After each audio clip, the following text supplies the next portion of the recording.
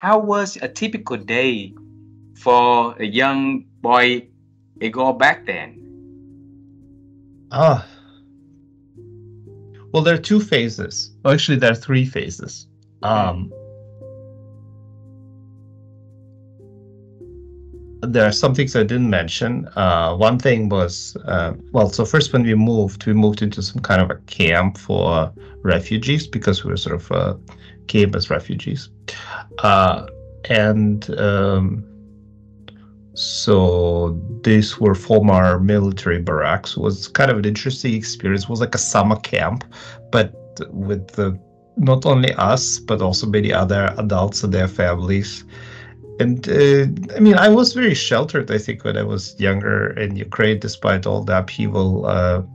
My family sort of protected me from various experiences and let's put it this way, socioeconomic diversity. So I didn't think about sort of. I went to a decent school and where other kids were very nice, and suddenly I had to go to the school where some kids just didn't care at all about studying. So mm, this kind of refugee camp school, I think most of them just didn't care at all.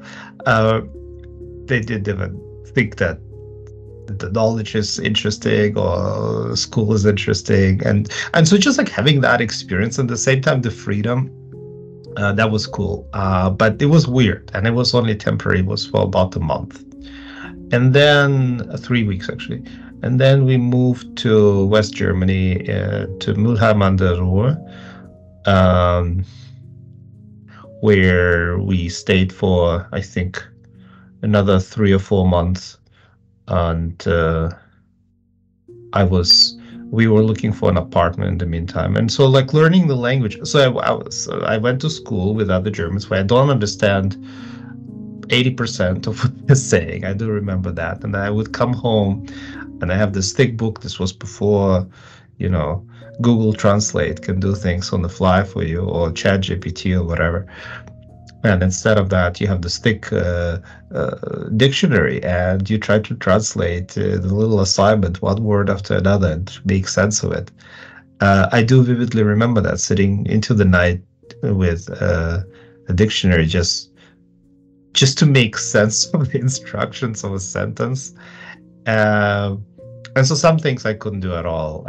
But with time, it sort of became easy. And so other things I could do, like I could do math. As soon as I understood the instruction, that was easy, or some of the other courses. So I do remember those nights. It was all weird. It was all strange. It was an entirely different ecosystem, entirely different culture. Getting from the buses, the trains look different. I had to take a bus and a train to get to school, which I never had to do before because, again, like this very sheltered life where I would get off the house and then or the apartment and walk for 10 minutes by foot, and I will be at school. And suddenly I had to, traverse uh,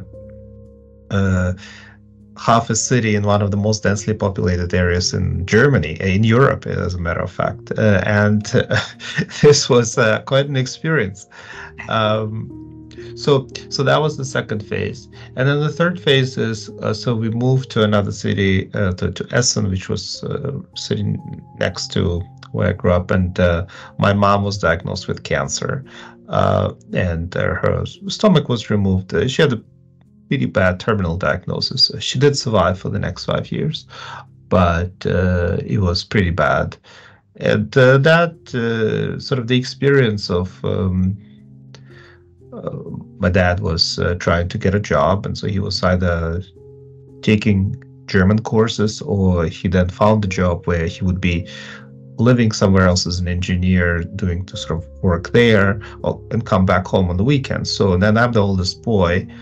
Mom has it pretty rough, and I have two young brothers. So it was an interesting time in many ways, and so that also influenced my upbringing as a teenager, because then suddenly the age of innocence is over, and you sort of start you're becoming much more familiar with the hospital system and with the fact that we will all die one day, I guess, and just generally the notion of suffering that you may not be thinking about, and pain. And this was even before I had my host of experiences. I was then diagnosed with rheumatoid arthritis when I was 18, and had my fair share of pain then later. So yeah, that was sort of those were the experiences. So 3 phases of moving, and the first one was wow, this is also different. That some kids really don't care about education, and they're coming from very different background, clearly.